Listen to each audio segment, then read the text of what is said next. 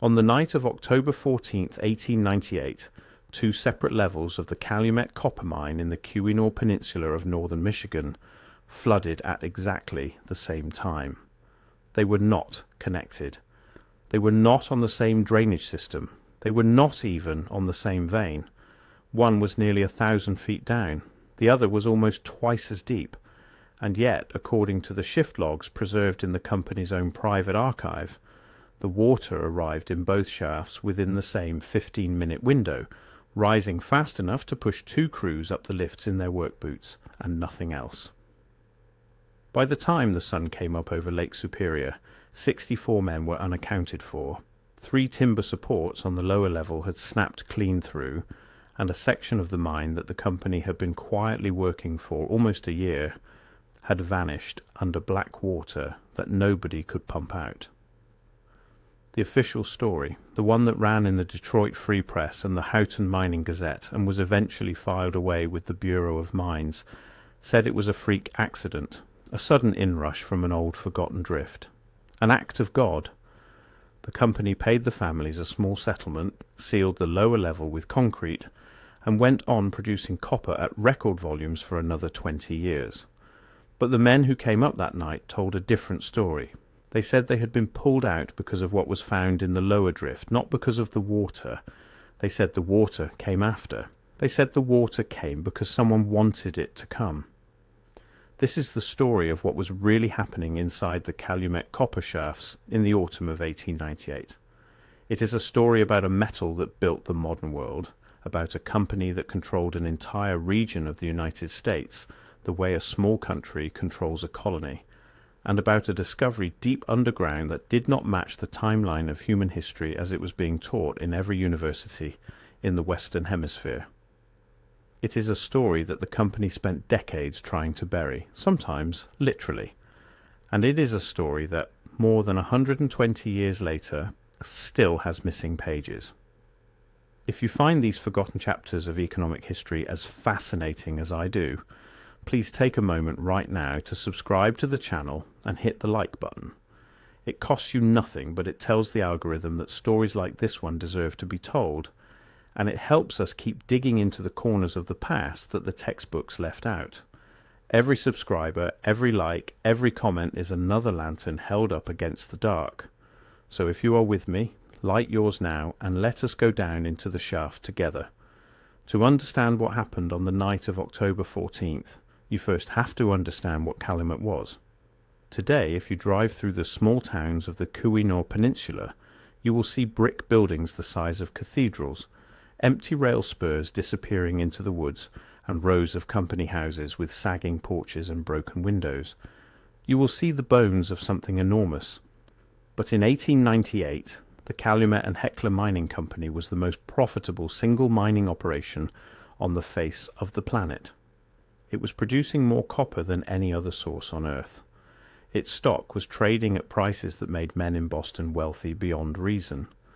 Its dividends were so steady and so large that one financial historian later called them the closest thing to a perpetual motion machine that American capitalism ever built.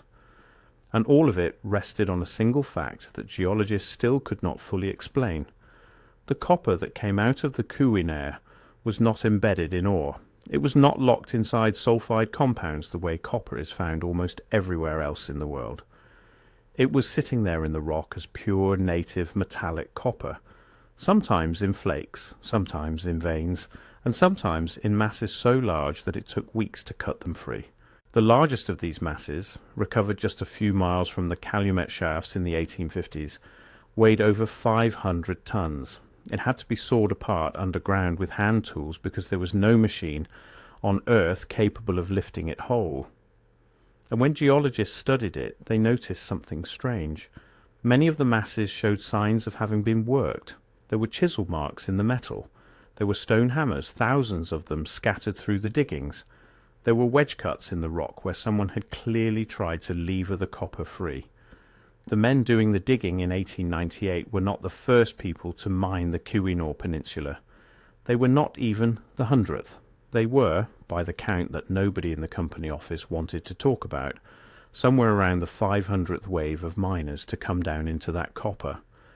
and the people who had been there first had left behind a record in the rock that, as the shafts went deeper, was becoming harder and harder to ignore.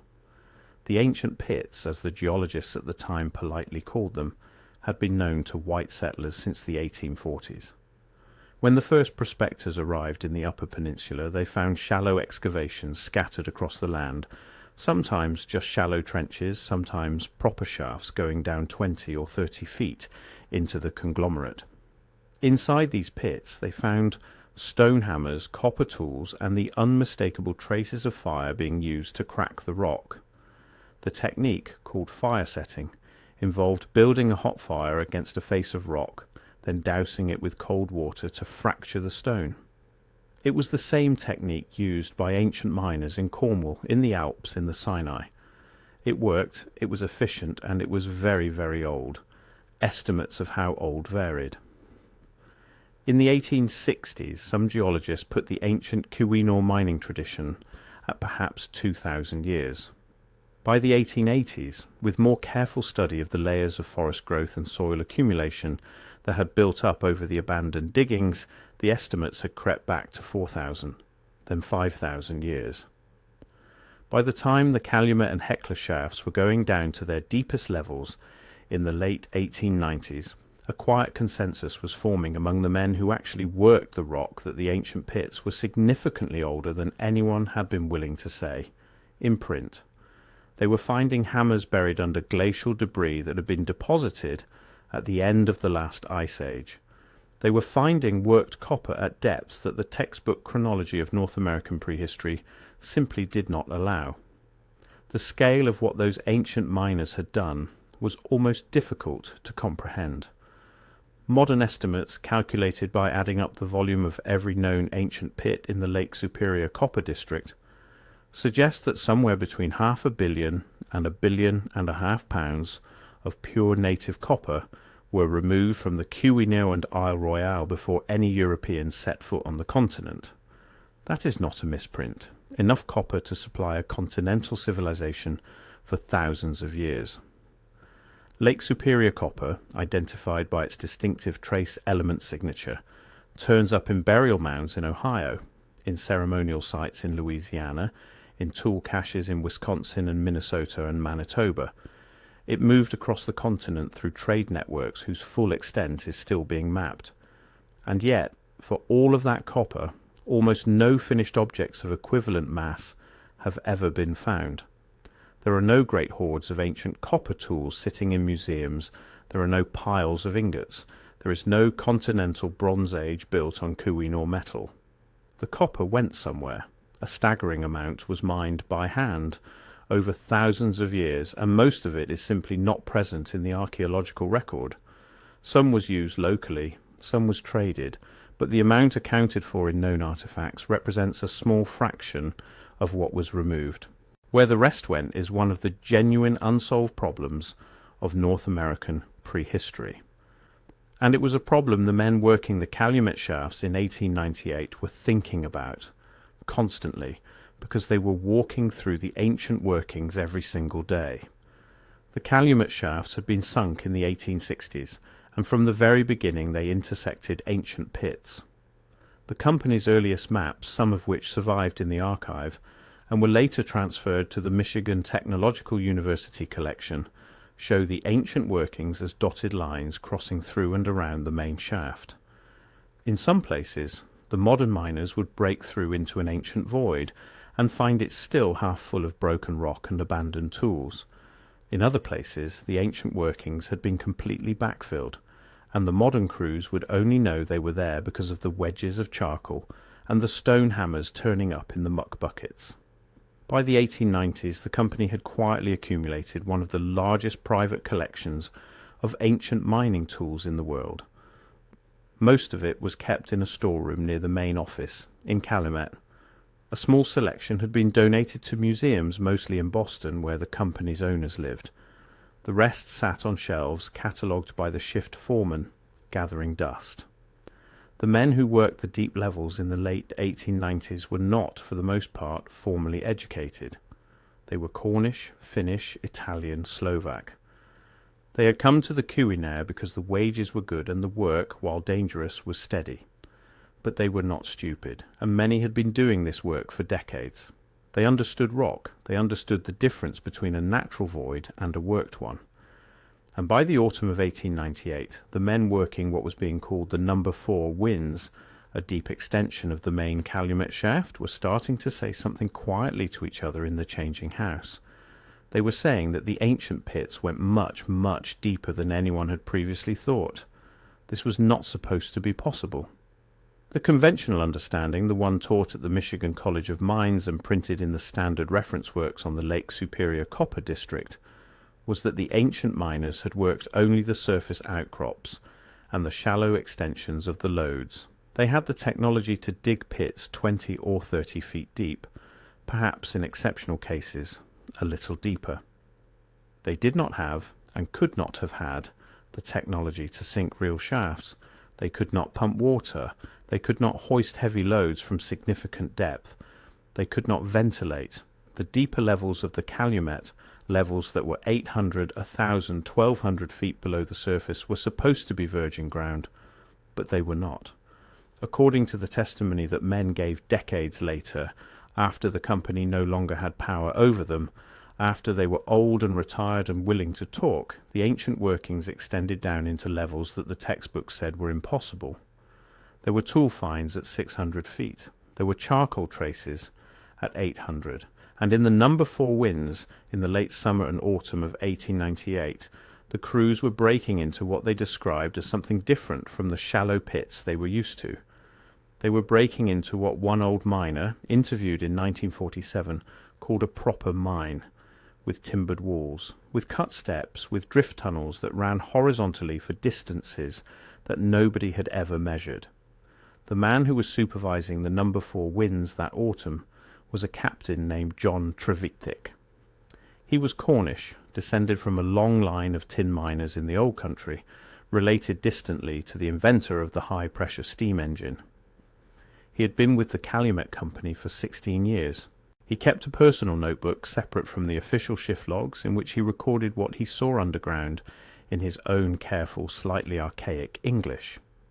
That notebook survived. It was kept by his family after his death, and was eventually donated to a small historical society in the Calumet in the 1970s. From it, we know a great deal about what was actually happening in the Number 4 Winze in September and October of 1898. Trevithick wrote that on September 3rd, his crew broke through into what he initially thought was a natural fault cavity. It was about 30 feet across, irregular in shape, partially filled with what looked like collapsed roof material. But as the men cleared it out, they realized it was not a natural void. The walls had been worked. There were tool marks in the rock, very fine, almost like the marks left by a sharp metal chisel, although no metal tool that he knew of would have left exactly that pattern. The floor of the chamber had been levelled, and at one end, partially buried under debris, the men found the entrance to a passage that ran off into the rock at a slight downward angle. The passage was about 5 feet high and 3 feet wide. It was, in Trevithick's careful phrase, manifestly a work of human hands. Trevithick reported the find to the company office the next morning. The response was unusual. Normally, when a crew broke into an ancient working, the company sent down a clerk to make a quick inventory. The tools went into the storeroom and the modern work continued around the old void. This time the order came back that the Number 4 Winze was to be sealed off temporarily, that no one was to enter the passage without direct authorization from the general manager, and that the men who had been on the discovery shift were to be reassigned immediately. Trevithick was told to keep the find confidential. He was offered a small bonus, paid in cash, not recorded on the books. He took the money, but he also kept writing in his notebook. Over the next 6 weeks, between September 4th and October 14th, a small hand-picked crew worked the passage under the personal supervision of a man named Alexander Agassiz, who was the president of the Calumet and Hecla Mining Company. Agassiz was not a typical mining executive. He was a Harvard-educated marine biologist, the son of the famous Swiss naturalist Louis Agassiz, and one of the wealthiest men in New England. He spent most of his time in Cambridge, Massachusetts, running the Museum of Comparative Zoology at Harvard, which he had largely funded with his Calumet dividends. For him to be present in Calumet in September and October in person, working a shift schedule, was unprecedented. Agassiz brought with him two men who did not appear on any of the company's regular payrolls. Trevithick described them as professors, although he could not say from where. One was older, with a long grey beard, and seemed to be in charge. The other was younger, perhaps in his 30s, and carried a leather case that he never let out of his sight. The case contained, according to Trevithick, a camera, several notebooks, and a set of measuring instruments of a kind that Trevithick had never seen before. They worked underground in the passage for hours at a time, sometimes coming up only to eat and sleep before going back down. What were they looking at? Trevithick's notebook, supplemented by the recollections of three other men who were on the small crew, and who gave accounts to local historians decades later, gives us a partial picture. The passage that led off from the original chamber ran for an estimated 450 feet. It descended at a steady angle of about 12 degrees. Along its length the crew encountered 6 side chambers, each of them clearly worked, each of them at one point apparently used for storage or processing of copper ore. In 2 of the chambers there were the remains of timber supports blackened with age that had been cut with what looked like metal tools and joined with mortise and tenon joints of a sophistication that no one had previously associated with ancient North American mining. In one of the chambers the crew found a heap of finished copper objects partially buried in fallen rock. There were copper spear points, but they were of a type that had not been seen before, longer and thinner than the old copper culture artifacts known from surface finds, with a fluted base reminiscent of much earlier stone projectile points. There were copper plates, hammered thin, decorated with geometric patterns that did not match any known indigenous artistic tradition of the region. There were copper rings, copper hooks, and several objects whose function nobody on the crew could identify, including one piece that Trevithick described as a wheel about 6 inches across with 8 spokes radiating from a central hub. A wheel. In a chamber, sealed under fallen rock, in a worked passage going down at 12 degrees beneath the Keweenaw Peninsula, on a continent where, according to every textbook of the era, the wheel had been unknown until Europeans brought it across the Atlantic. Trevithick was a careful man. He drew the object in his notebook in pencil, with measurements. The drawing survives. The object itself does not. At the far end of the passage the crew encountered what Trevithick described as a vault, a deliberately shaped chamber about 20 feet long, 10 feet wide, and 8 feet high, with walls that had been smoothed and squared in a way that no other part of the working had been. Inside the vault, set against the back wall, were 3 stone boxes. They were not coffins.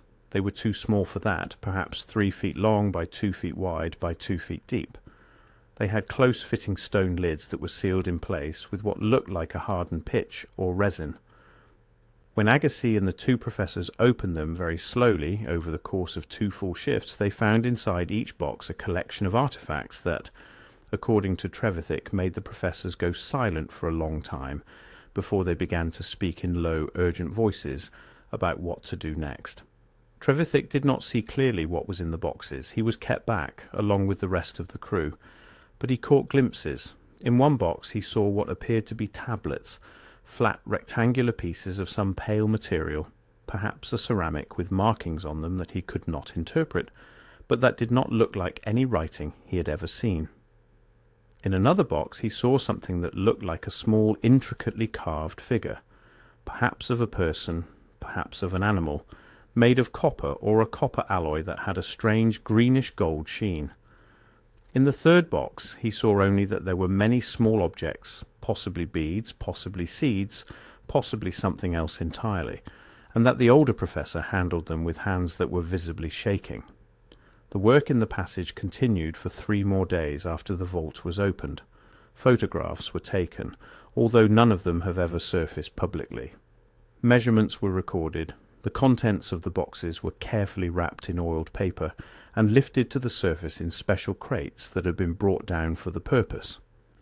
The crates went out on a private rail car attached to a Boston-bound freight train, on the evening of October 13th, 1898.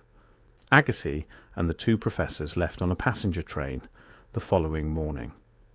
And on the night of October 14th, both the number 4 winds and a completely separate working on a different level of the mine flooded. The flood, according to the surviving shift records, began at approximately 11:40 in the evening. The night shift on the number 4 winds felt the air pressure change first.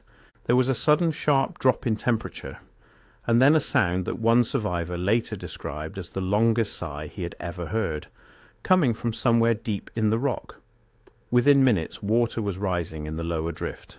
The shift captain, a man named Peterson, got his crew to the lift and up to the surface within 12 minutes, which was, by the standards of the time, an almost miraculous evacuation. They lost no one from the number 4 working itself. The casualties came from the other flooded level, the one that was not connected to the number 4, the one that should not have flooded at all. That second flood, on the 8th level of the main Calumet shaft, killed 64 men. It came faster with less warning, in a working that had no logical reason to be inundated. The official report, when it was finally issued the following spring, attributed the disaster to a previously unknown connection between an ancient flooded pit and the active working, but no such connection was ever physically identified or photographed. The miners who survived the 8th level said that the water came up from below, not down from above, which made no sense in terms of the geology of the lode. They said it came up smelling of sulphur and warm to the touch, which made no sense in terms of the local groundwater. They said, in the version of the story that the company spent a great deal of money trying to suppress, that they had been pulled to safety only because someone in the company office had given an unscheduled evacuation order 10 minutes before the water arrived.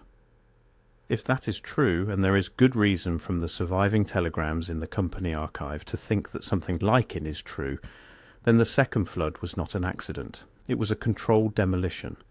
It was the deliberate destruction, by some means we do not fully understand, of a section of the mine that contained something the company had decided needed to be destroyed.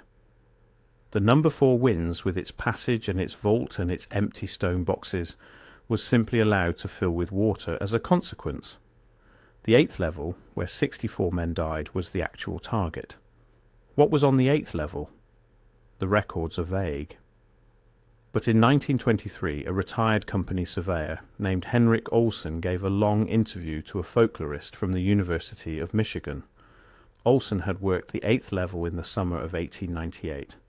He said that in July of that year, a crew had broken into a chamber that contained what he described as a body, not a skeleton, a body, preserved by the constant cool temperature and the mineral-rich air. The body, according to Olsen, was tall, taller than any of the miners, with reddish hair, wearing what looked like a leather tunic, and holding in its crossed arms a copper object that Olsen could only describe as resembling a key. Olsen's interview was filed in the university archives and forgotten for almost 50 years. By the time it was rediscovered, every other person on that shift was dead. The body, whatever it had been, was at the bottom of a flooded mine under 1,000 feet of unpumpable water. What did the Calumet and Hecla Mining Company find in their copper shafts that autumn? We have, in pieces, an answer. They found a sophisticated underground mining complex that should not have existed according to the timeline of North American history. They found copper artifacts of unfamiliar design that suggested either a much older or a much more advanced indigenous metallurgical tradition than the textbooks allowed. They found sealed stone boxes containing objects that 2 men with the credentials and the curiosity of senior Harvard professors thought were important enough to remove personally to Boston on a private rail car. They found, perhaps, the preserved remains of a human being who, by physical description, did not match the populations known to have inhabited the Lake Superior region in any recent archaeological period. And then they made all of it disappear. The artifacts that went to Boston were never publicly displayed. They are not in the Peabody Museum. They are not in the Museum of Comparative Zoology. They are not in any of the collections that Agassiz catalogued during his long life. They are simply gone. The photographs, if they were ever developed, never surfaced. The measurements, if they were ever published, were published somewhere we cannot find. The workings themselves are flooded beyond recovery. The men who saw what was down there are all dead. And the company, which existed in one form or another until 1968, never officially acknowledged that any of it had happened. Why? The simplest answer, the one that aligns with the economic history of the period, is that the discovery threatened the most profitable industrial enterprise in the world. If the Calumet copper deposits had been worked on a significant scale by an unknown ancient civilization, then questions would have followed. Questions about land claims, questions about indigenous rights to the land and to the metal. Questions, most importantly, about whether the existing mining concessions were legally valid at all. The company was owned by Boston families who held their wealth, in significant part, through their Calumet stock. A serious archaeological discovery, properly publicized, properly studied, properly litigated, could have cost them millions, so they paid a few $1,000s in cash to a Cornish shift captain. They flooded a section of their own mine, they let 64 men die, and they kept producing copper. That is the simple answer. The deeper answer, the one that lies beneath even the economics, is that what was actually found in those stone boxes may have been something that did not fit into any framework that the world of 1898 was prepared to accept. Not just an ancient indigenous mining tradition, but evidence of something older, stranger, more difficult to explain. Something that Alexander Agassiz, who had been raised by a father who fought bitterly against Darwin's account of human origins, may have understood as a threat not just to his finances, but to the entire intellectual order he had inherited. We will probably never know for certain. The water in the Calumet shafts has stood for more than 120 years now. The pumps that used to run day and night are long since gone. The shafts are collapsing slowly under the pressure of the rock and the weight of the years. Whatever is down there, the empty vault, the stone boxes, the body in its leather tunic with the copper key in its hands, is staying down there. But the story remains. It surfaces in a notebook donated to a historical society. It appears in an interview filed in a folklore archive.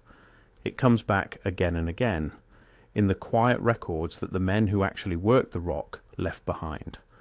The Calumet and Hecla Mining Company is gone. The copper is gone.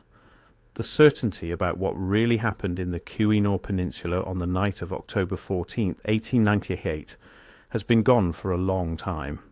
What remains is the suspicion, and the suspicion slowly and steadily is rising like water in an unattended mine.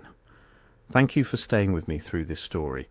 If you found it worth your time, please leave a comment below telling me what you think really happened in those copper shafts, and share this video with anyone who cares about the forgotten chapters of American economic history. There are more stories like this one waiting in the dark, and with your help we are going to bring them up into the light.